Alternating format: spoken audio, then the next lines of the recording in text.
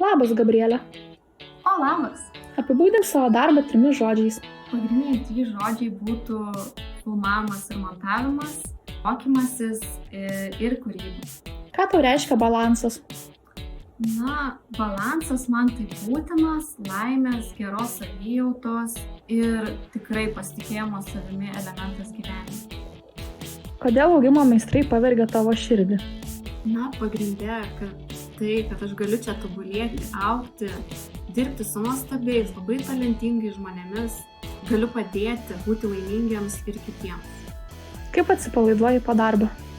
Mėgstu eiti pasivaikščioti ir skaityti knygas, tai tikrai atpalaiduoja. Kuriuos augimo meistrų mokymus tau buvo įdomiausia filmuoti? Oi, tiek daug, ir jie tokie visi unikalūs, bet jeigu reiktų pasakyti tą vieną, tai turbūt labiausiai įsiminė Ugnės Juodrytės mokymai apie miegą ir įpročių kūrimą.